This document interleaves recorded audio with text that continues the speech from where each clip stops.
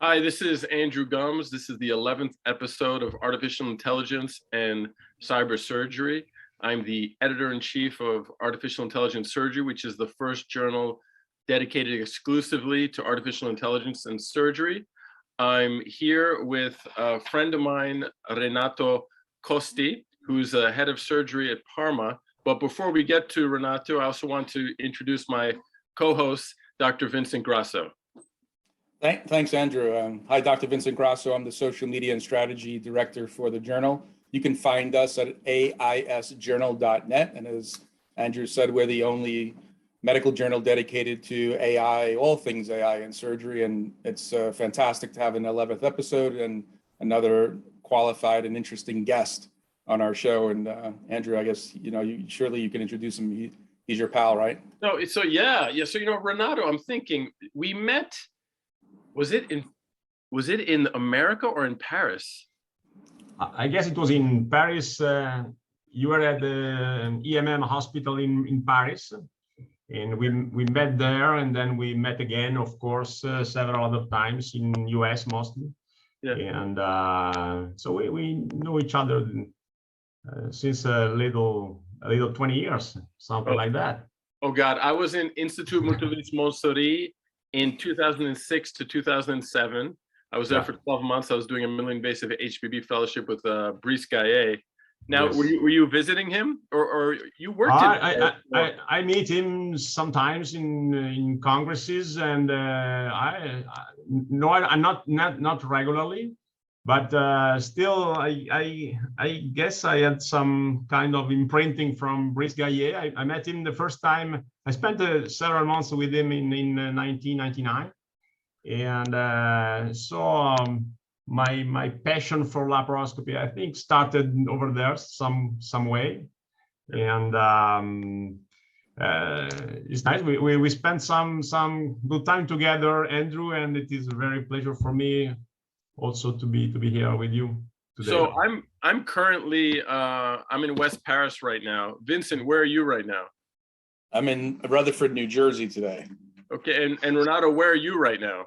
I'm from Parma, which is my hometown. Where I came back about 4 years ago, and just to introduce myself, I am the chief of the general surgery unit in Fidenza Hospital, which is a town close to Parma. I'm working for the University of Parma, and as a full professor of surgery, and my hobby is try to figure out to solve problems in laparoscopy, and I'm of course a laparoscopic surgeon. I'm part of the laparoscopy generation as you, and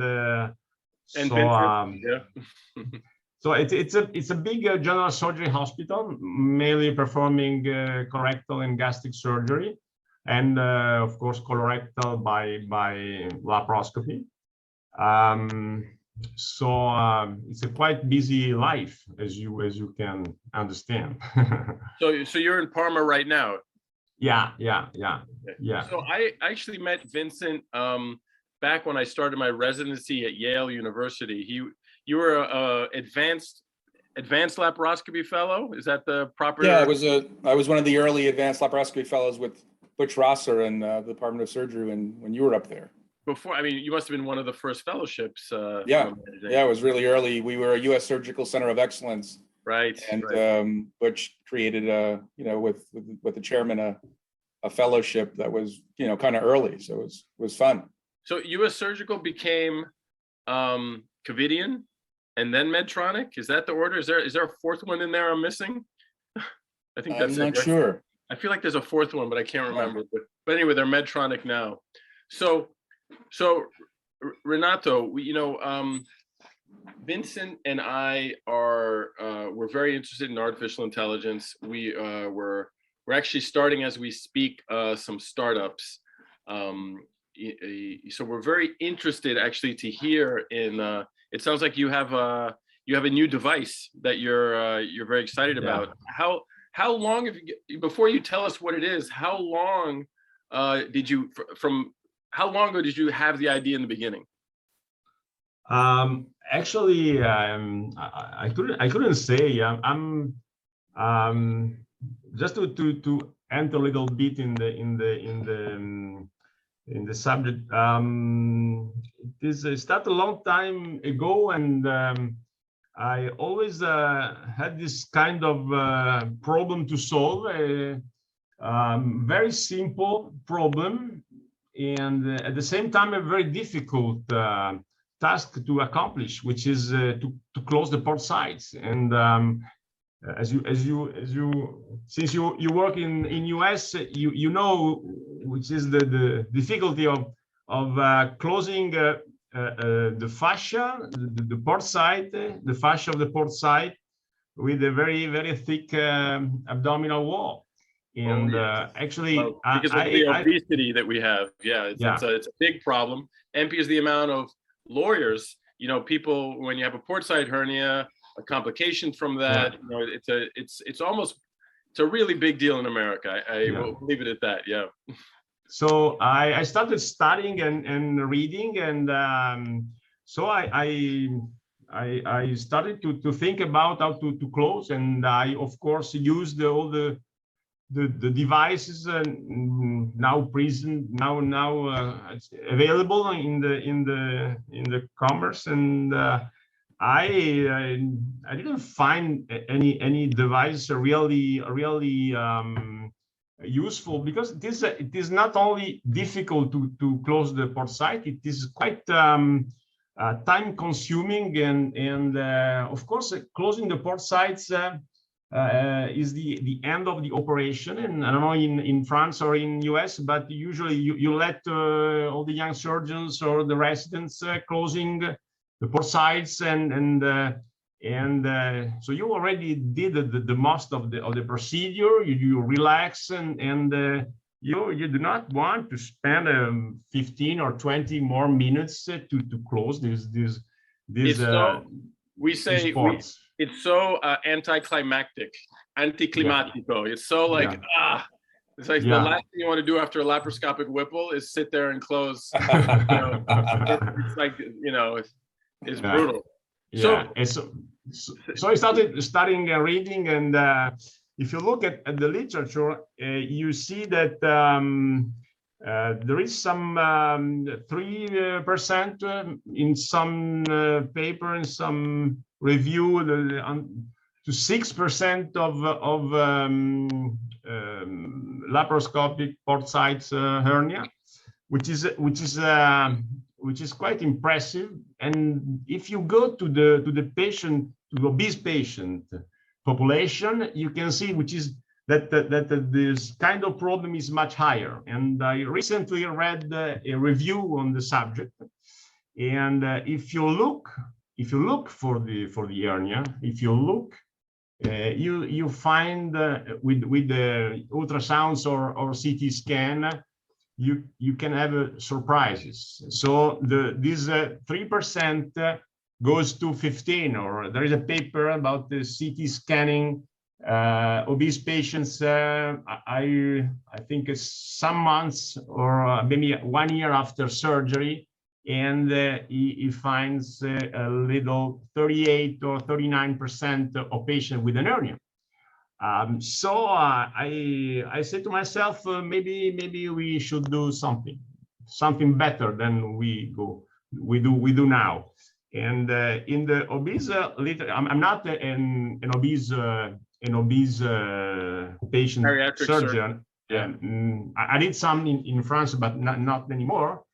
But I see in the literature, in the recent literature, they discuss if it is the case or not to close the port sides, because it is very time consuming and challenging. And they discuss, there is some surgeons just telling we do not do that. And I think it is there is a problem. There's a problem to solve. And if you look at the literature, there is some review papers. There is one in 2007, and one other more recent paper. try to analyze all the systems. And you know, when you have several devices to figure out how to do a task like that, means that no one has become the gold standard. No one has really solved the problem for all the surgeons. So it started there, and I tried to figure out how to do that with the eyes of a surgeon, as you, trying to think about the real problem, the real deal. But you know, I'm kind of inventor. Let's see what happened. But at the same time, I'm the surgeon trying to figure out how to do that easily and without harming the patients. And so, well, I wonder, Renato, actually, because I'm surprised. You know, you hear these people who say, "I never close trocar sites, and I never have any hernias," and they're invariably, when I'm on call, I'm fixing their hernias. You know, it's like it's mathematic. They never get hernias, but I'm certainly seeing all of them. And I tell you that the number is not zero. So I wonder if some people don't close it on purpose, you know, so that they have more cases in the future. I mean, I hate to be a cynic, but you know, after all these years of surgery, I've become a cynic, you know. If you go through the literature on obese patient, you can have some surprises. I was really surprised about seeing and reading this kind of attitude, and unbelievable. Yeah, you know, Vincent, as you know, because you were authored on one of the review papers. We published in Censors, a group of the editorial board. We published one review article on artificial intelligence and kind of how we're going to get to autonomous actions in surgery. And then the second review article, which you were second author on, focused on computer vision and kind of the advances that are being made in computer vision that are going to enable more autonomous actions.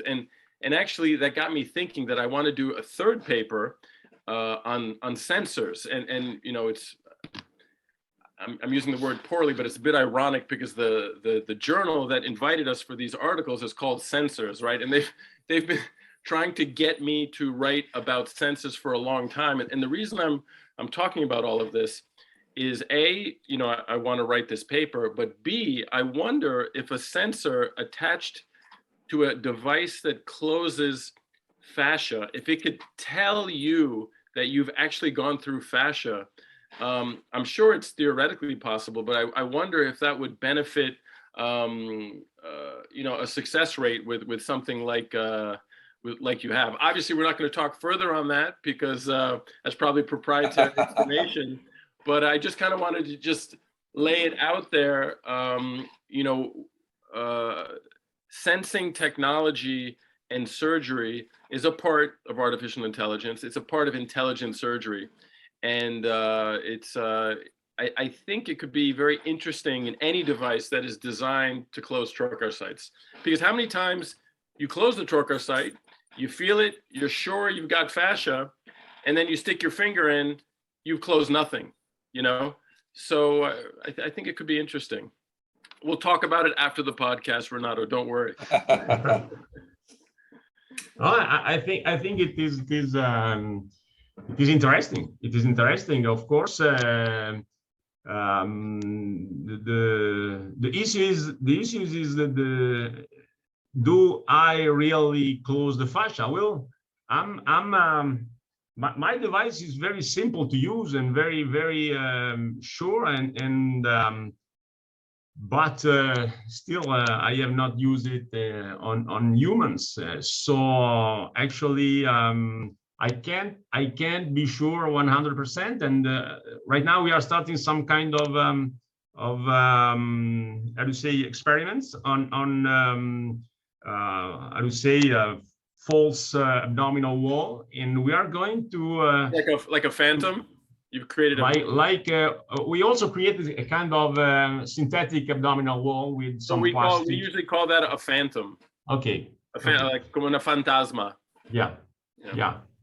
And of course we are starting next week, and we are going to how do you say, to quantify the time needed to close the trocar, but also where we put the stitch to be sure that it is exactly in the good position, and the distance between the incision and the stitch, but also the distance between the, how do you say, the two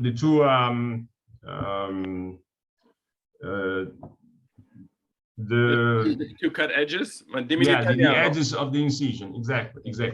And of course, I'm very curious to see if we really put the stitch in the good position. Of course, if you could see during the procedure where the fascia really is, it should be much easier. So it is interesting. It is interesting. I'm still.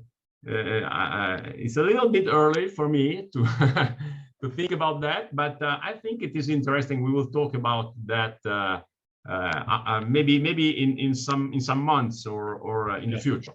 So what's interesting about also is the process that you've undertaken, in the sense that I recently created my own company here in France.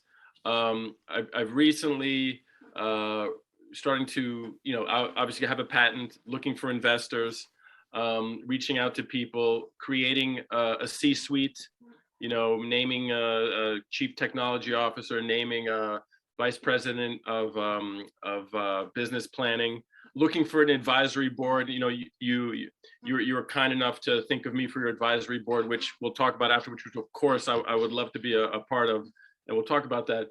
But I'm wondering at what stage are you on, or more importantly, how did you learn about all these different stages? And do you train your residents how to develop a product? Because I don't even want to mention my age, but I've really found out about this process later in life, and I didn't have any formal training in it. Luckily, I just did an artificial intelligence master's where we learned quite a bit of business. And I really seem it's a crime that surgeons aren't taught anything about business during training. They're not taught how to run a private practice. They're not taught how to bill. They're not taught how to patent ideas. They're not taught how to start LLCs, companies and things like that. So is there anything like that in your department? Have you thought about having no, what's the term, Vincent? You said like like a center of entrepreneurship, an innovation center, one of those fun things. No, I guess in Italy is even worse. And it has been very difficult just to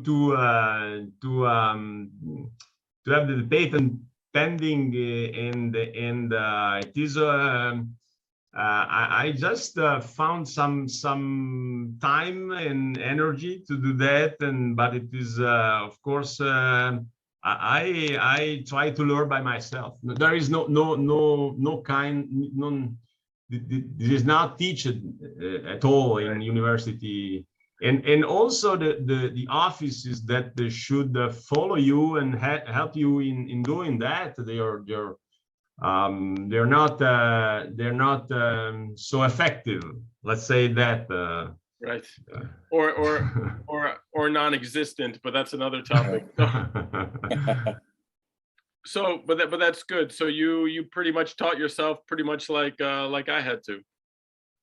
Yeah, and I what is at this time, as we spoke about, I think my device is developing. I'm happy with that, and as you said, it's much easier for me to think about developing and a device, because I'm thinking about using that. It is much more difficult for me to try to think how the market works and what to do now, and of course I'm going to start some enterprise and by myself, and but I'm, as you said, I'm I'm not used to, and I'm trying to figure out how to go on, but not from a technological point of view, but more. But Yeah. Renato, like, you'd be surprised. For instance, your patent, if I remember correctly, or let me rephrase this. If a doctor in Italy invents a patent and the university or the hospital helps or pays for the legal fees, at the end of the day, the doctor owns the patent. In America, does not work that way. In America, if the university pays for the patent, they own the patent. And another thing in America, if a venture capitalist invests in your company and gives you money, about what percent of the company would they get in Italy? Do you have, just give me your best guess. What percent of the company are you going to have to give to investors?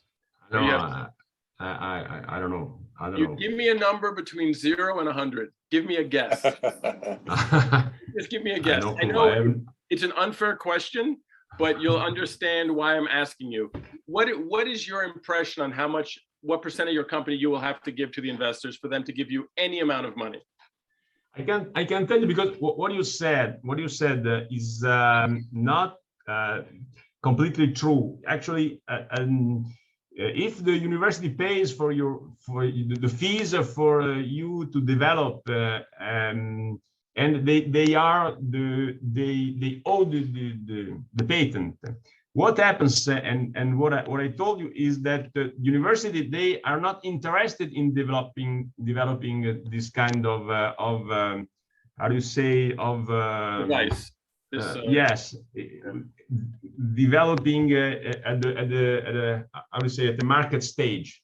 They do not, and they already told me that if I want to take the patent, that it is easy and possible, and I should only give them back what they paid for, which is quite I should say peanuts in this kind of Sure. So some money, which is not very, very big amount of money. So actually, I'm not the owner, but I can do that very easily. They do not. It's not one of the aim of the university to do that. They do not want to make a deal with that. It's different in America. Just to give you an idea, in America, in general, I'm making a gross what's the word I'm looking for? Generalization. In general, if an investment group comes to you, it would not be crazy or unheard of for them to take 70% of your company. 70. So and the reason I mention that is because I'm in Europe and I'm going to investors in Europe. It's not like that. It's much lower. So there are benefits to inventing things in Europe as opposed to the United States. So just to kind of keep your spirits up. So on that note, we're unless Vincent, you have some comments, some closing comments. We're actually at the end of our podcast, or towards it at least. No, it's great to hear of surgeons being entrepreneurial, right? And basically necessity is the mother of invention, right? So if you have problems and you can address them as a surgeon in the surgical space, you're the best person to, come up with the idea and maybe not take it to market, but at least move it forward. So that's exciting. But I do like educating our surgical residents and some business stuff. I mean, I didn't learn anything in residency. You didn't learn anything in residency. We went to good programs. Right. And then you enter this, you enter the market. You don't even know how to do coding for your procedures. Yeah. So that'd be a nice thing to explore. Maybe a symposia for surgical residents to learn about business, like a primer, like a little conference we can host. That'd be fun. I mean, I was at this great conference in Houston. The next best thing. Sages has something called Next Best Thing, and then this other group, and they have such a complicated name. I always forget it, but it's disruptive technology. And the two of them put their group together, and it's on invite only, and it was phenomenal. I mean, these guys, not only because you can see people's trajectory. I mean, there was a guy who had a company, and his CEO was offered, and I'm going to make up the number, but it was something like $180 million, but he wanted more.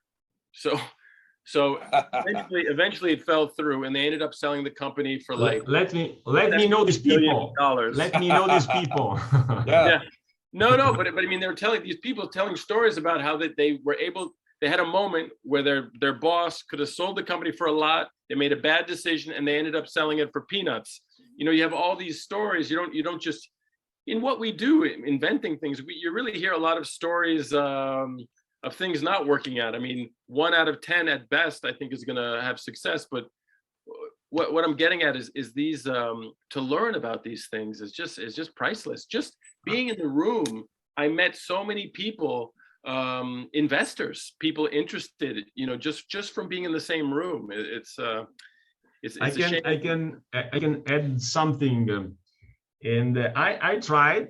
I was quite naive at the beginning, and I tried to. Of course, I have some kind of contacts in the laparoscopy business. We have instruments, of course. I meet these people, I should say, every week to understand. They want to sell me, of course, their device, several type of device, and staplers and optics and everything. And I try to say, okay, let me try to sell my device to you, and let me have some contacts in your development department or something like that. And they, of course, were very kind, and they show me the page on the internet site of the bigger companies where I can put some 400 words to explain a little bit, and I sent, and no one ever answered.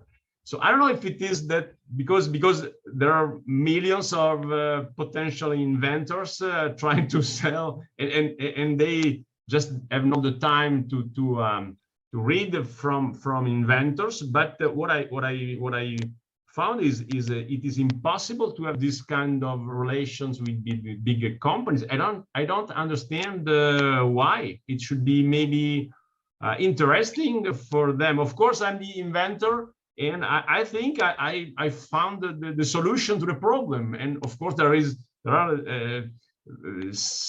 how do you say, many inventors thinking about their own device, that it is the final solution. And of course, the market will say if it is or not. But it is very difficult. It has been very difficult for me to get in touch with these bigger companies.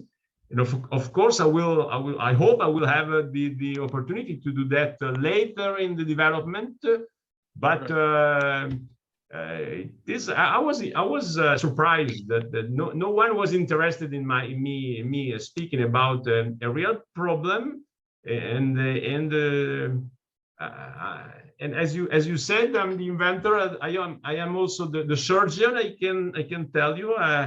But wait, just from talking about you and knowing me and knowing you, the fact that we're surgeons and that we did not do an MBA, that we're not businessmen, you need a businessman to talk to these people, because you're not talking the same language. Yeah. They're going to need numbers, and they're going to need to see their return.